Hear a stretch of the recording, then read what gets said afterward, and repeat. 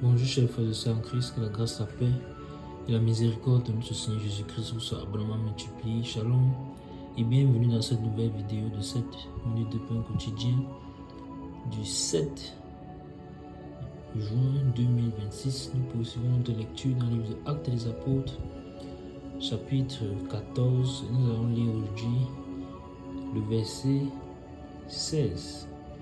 Nous avons vu dans la vidéo précédente que les apôtres du Seigneur, à savoir l'apôtre Saul et l'apôtre Barnabas, s'étant rendu compte que des hommes, ou en particulier ce prêtre de Jupiter dans cette ville de Lystre, accompagné de tout le peuple, voulait leur offrir un sacrifice. Qu'ont-ils fait? Qu'est-ce que les apôtres ont fait? Ils ont déchiré les vêtements et ils se sont précipités au milieu de la foule. On avait vu que c'était une manière de leur dire que nous sommes aussi des hommes comme vous, ne nous regardez pas de façon spéciale.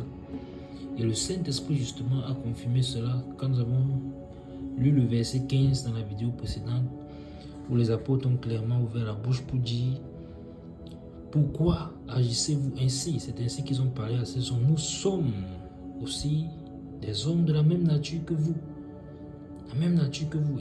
Ils ont exhorté ces hommes à se détourner des choses vaines pour se tourner vers le Dieu véritable et vivant qui a fait le ciel, la terre, la mer et tout ce qu'il a fait.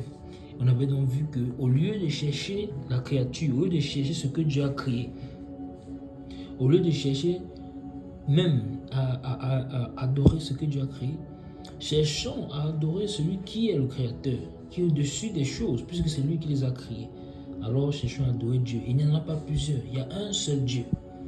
Il y a un seul médiateur entre Dieu et les hommes, c'est Jésus-Christ. Et qui est Dieu. Alors les apôtres les ont exhortés: quittez cette religion, quittez cette vanité. Pourquoi poursuivez-vous le vent? Dit l'Ecclésiaste, le sage.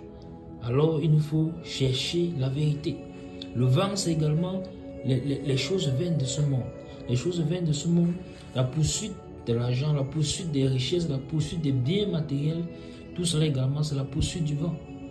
Et qu'est-ce que les Écritures déclarent? Les Écritures déclarent que, en fait, nous devons chercher premièrement le royaume de Dieu et sa justice, et toutes choses nous seront données par-dessus tout. Alors, non pas à nous inquiéter des choses de la terre. Que boirons-nous, que mangerons-nous? Ces choses-là, ce sont les païens qui les recherchent. Nous, en tant qu'enfants de Dieu, devons chercher le Seigneur, chercher le royaume de Dieu. Alors, si tu écoutes cette vidéo et que tu es encore païen, tu as vu clairement donc que ce verset-là t'a identifié. Alors, éloigne-toi, détourne-toi des choses vaines et viens au Seigneur Jésus-Christ.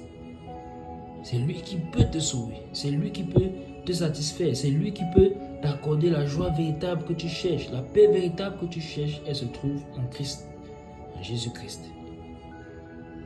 Alors, c'est le contenu du message de l'évangile que les apôtres sont venus annoncer à ces hommes dans la ville de Lystre. Et il n'a pas changé.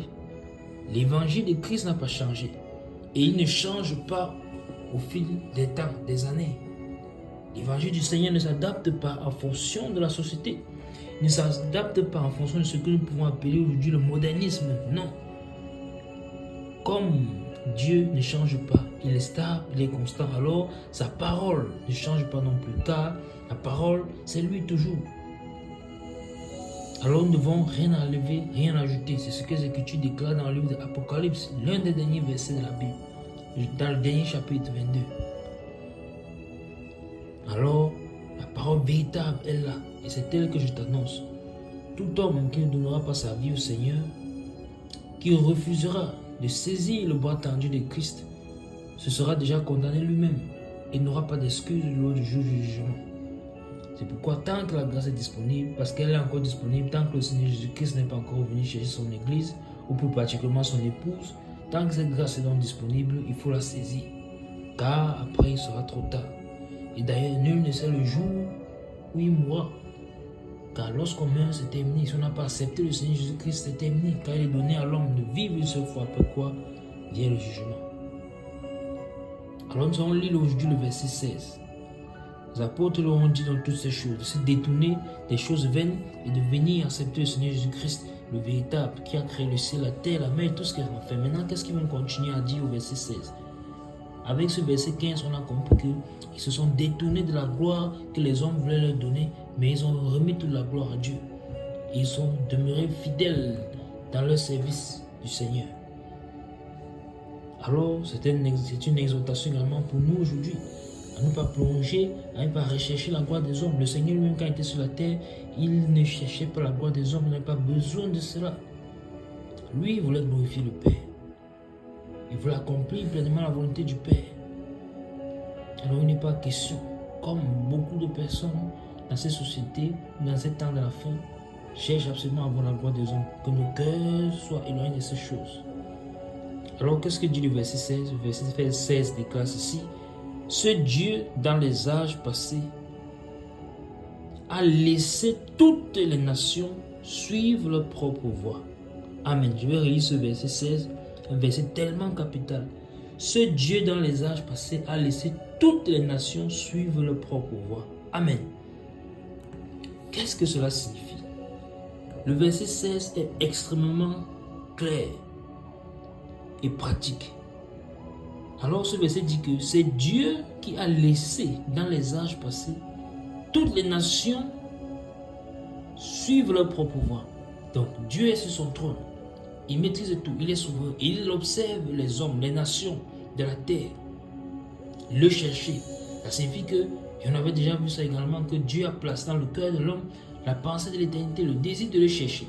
Il a créé toutes ces choses, la nature, tout ce qu'elle renferme pour que l'homme voit cela et constate que tout cela ne peut pas avoir été le fruit d'un hasard, comme disaient les scientifiques, mais qu'il y a un créateur et il cherche dans ce créateur pour le trouver. C'est pourquoi il a laissé les hommes, bien qu'ils ne soient pas trop longs, il les a laissés aller à la recherche. Et c'est pourquoi il a dit qu'il les a laissés, il les a laissés suivre leur propre voie. Donc ceux qui ont voulu le trouver, l'ont trouvé, et ceux qui ont voulu s'égarer se sont égarés, car il est là. Mais si l'homme le refuse pour aller chercher plutôt à adorer la créature, à adorer les arbres, à adorer les animaux, à adorer les montagnes, ainsi de suite, les rivières, les vallées, alors ils perdent l'orientation, car c'est Christ qu'il fallait chercher, c'est Dieu le véritable qu'il fallait chercher. Alors Dieu est près de ton cœur. Il veut que tu le laisses entrer. Alors ça revient encore. Le Seigneur est prêt. Il te laisse chercher ta voie. Mais que diras-tu au jour du jugement? Que tu as refusé d'entendre la voix du Seigneur qui t'appelait? Ce ne sera pas une excuse. Alors il te laisse chercher ta voie, il te laisse suivre ta voie. Mais il veut que tu viennes à lui. Il a dit, voici je mets devant toi la vie et la mort, mais je te conseille de choisir la vie.